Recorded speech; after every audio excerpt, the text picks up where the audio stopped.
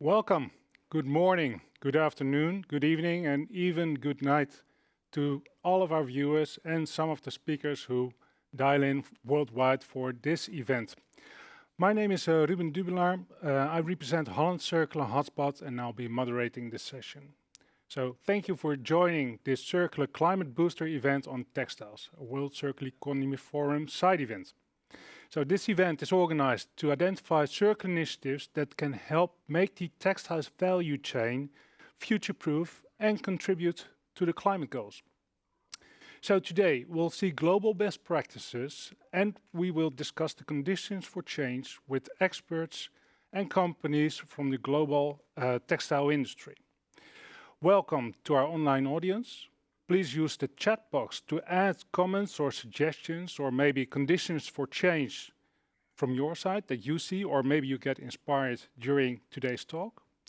We'll review it and see if we can bring back some of the suggestions during the wrap-up. So today we'll try to take you in roughly 1 hour through the value chain of textiles. We've selected some of the worldwide best practices in steps of production, business models, and closing the loop, recycling textiles.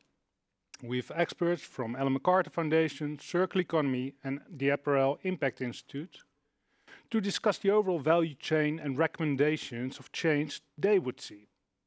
So let's first have a look at a video to give you a bit of flavor of what we're going to discuss today.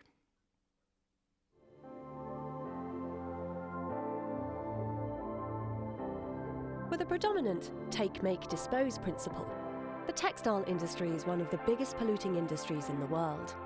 Circular strategies have proven their potential to make the shift to a more climate-friendly value chain. And best practices can be found all around the world. Great examples allow to save thousands of litres of water during the production phase by dyeing clothes with a technology using CO2 or by recycling water usage. Retailers with initiative allowing to collect pre-owned and damaged clothing and to turn them into good as new pieces. Or businesses with a leasing model are shaping new ways to consume. Concerning recycling, some technologies enable the automation of sorting large volumes of mixed post-consumer textiles. And upcycling transforms post-consumer textile waste into new garments, accessories, or stationery products. All these separate initiatives can, together, make a global impact. But what are the conditions for change? The conditions for opportunities to upscale and for new collaborations to emerge.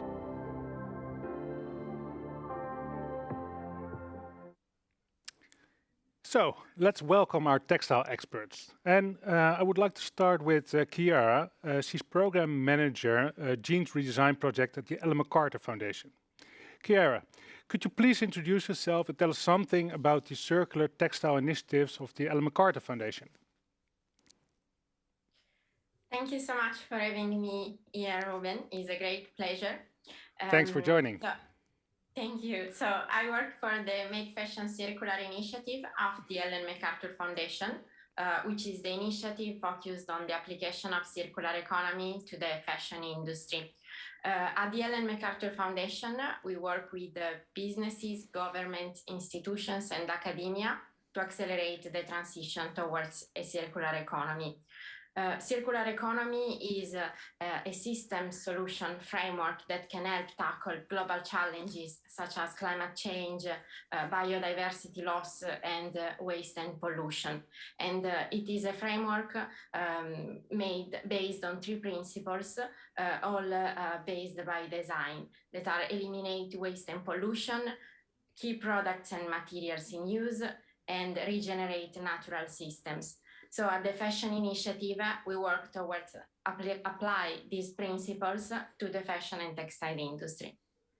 That sounds great, Chiara. And of course, we had a chat before, and of course, we learned about the Gen3 Design projects. Could you elaborate a bit on that and tell us what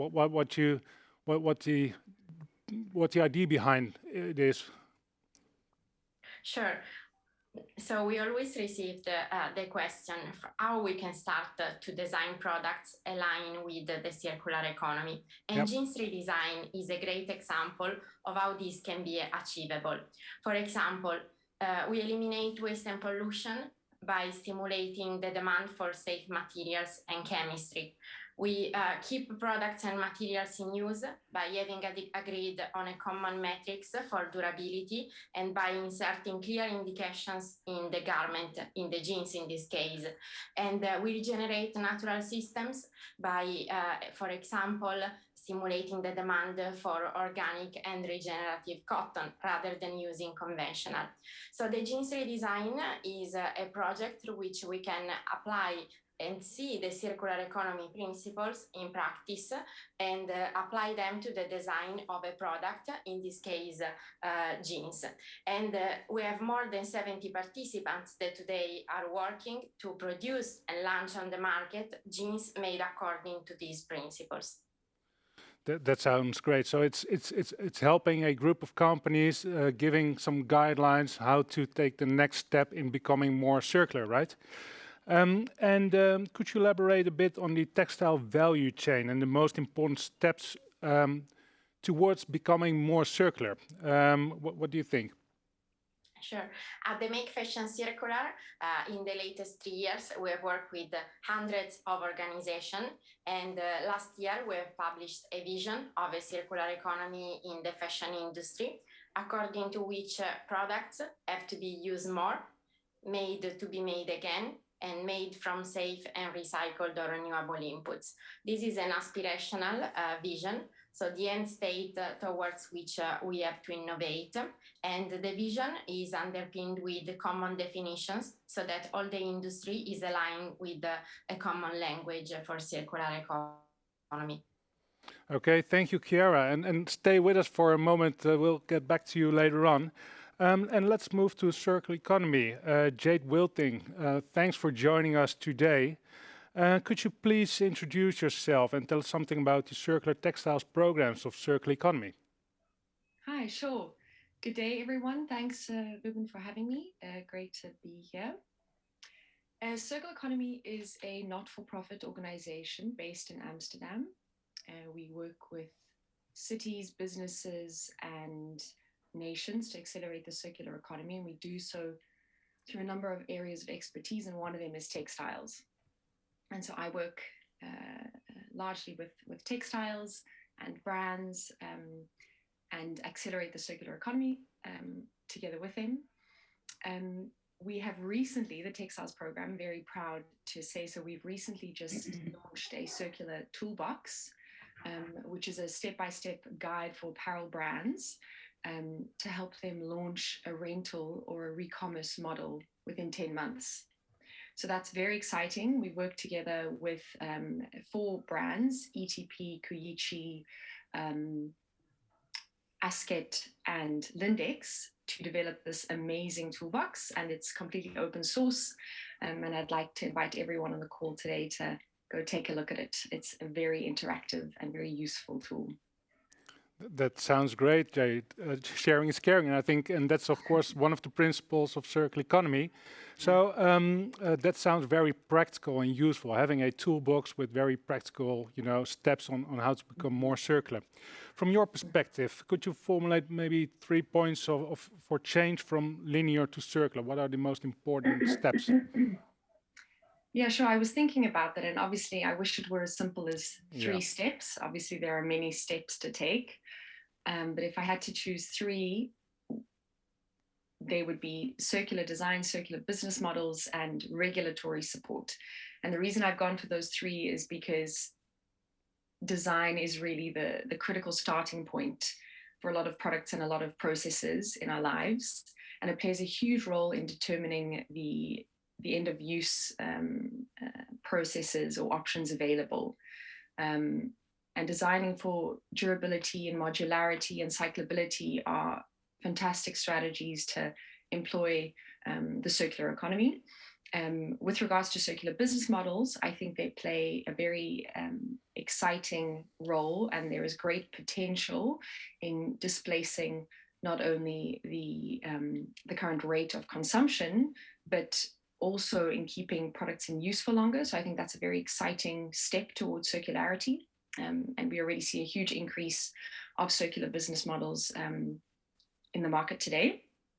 And thirdly, regulatory support. And this is quite a big one, because it's not only EPR schemes, which are very important, but also other policies such as design guidelines, incentives for the uptake of certain materials, which Chiara mentioned that EMF is already working on, and also legislation around waste. For example, what constitutes waste? What are the policies around that?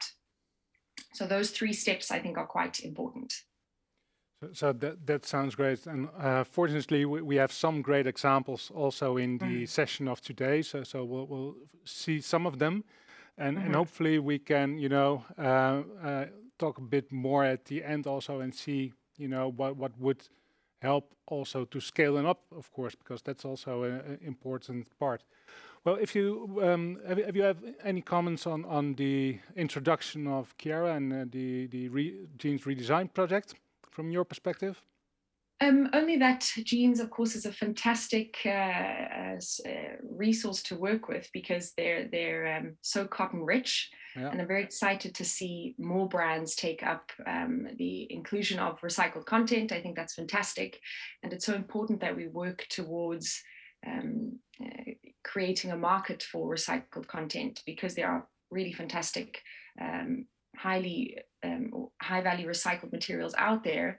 And it's fantastic to hear that there are 70 brands in that project. So yeah, that's quite a good number already, and maybe we can have even more after today's session. Chiara, going back to you, if you hear about the toolbox of circular economy, can you reflect on that? And is there something in the, well, let's say toolbox as described by Jade that you could use for the Gen3 Design project, Chiara? Yeah, sure. So I think it's a great tool, and also based on the first point of our vision, that is to use products more, this can definitely support in the application of business model for clothing and textiles. And in fact, it's really by using product more that we can also have an impact and tackle the carbon emissions and then climate change as a consequence. Based, for example, on the finding of a paper of the Ellen MacArthur Foundation, if the 55% can be tackled by switching to renewable energy, then the remaining 45% can be instead tackled by applying the circular economy principles. And so in this way, circular economy can be a great way of tackling the climate change. And business models are absolutely part of it. Okay, well, thanks a lot. And talking about the business model,